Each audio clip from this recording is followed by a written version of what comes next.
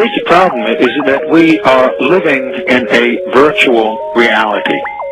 We're living in a totally controlled environment, an environment that has been created by mass media.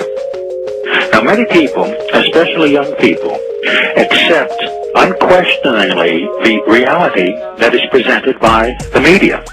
Popular culture, movies, television, music, carry messages about how society works and how people should behave. And so entertainment is not value-free. It has ideological content. It presents a worldview that influences the people who watch the programming.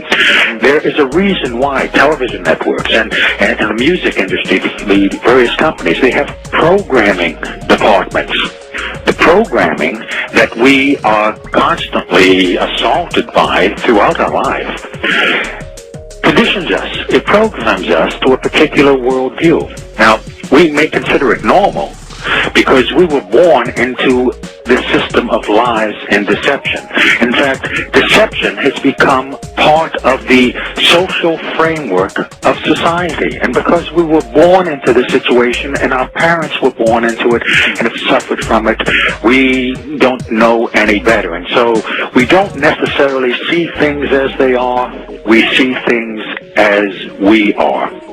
Now, there are two primary means by which people are manipulated and controlled. One is very simple, very basic, and that is simply the control of information and the control of, if we don't have all of the facts on any particular topic, then our judgment is going to be no better than the quality of our information. And in spite of the fact that we have an information overload through all the information that's available on the internet and other sources, we have to have the presence of mind to be able to evaluate the information that we have available. And it's a matter of having to dig through and determine what's true, what are the lies, what are the half-truths, under that one basic heading, information control, where there has been a long-held consolidation of ownership of the different medias, press, publishing, film, music, television, consolidated ownership into the hands of very few individuals, the multinational corporations.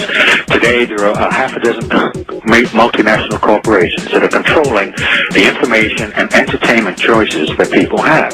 Working as an editor, it was easy to see how simple it is to change the meaning of an event or change the meaning of what someone says through editing. And so I was very well aware of how plastic and moldable media reality was. But I didn't fully appreciate the extent to which we are all manipulated and controlled by media, including those people who work in it.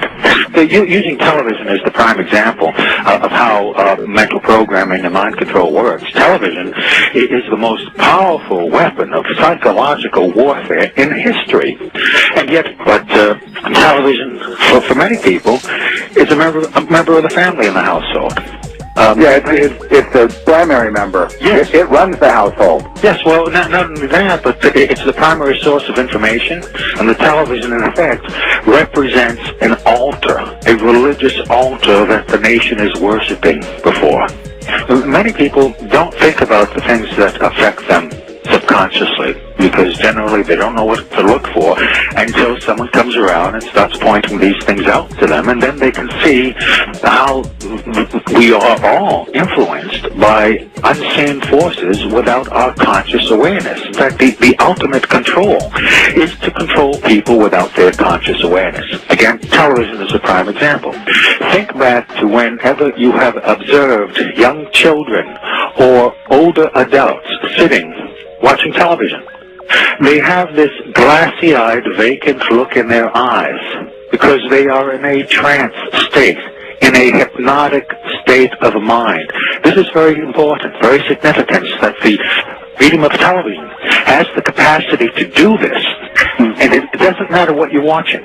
The flickering effect of the television image, although it appears to be static and stationary,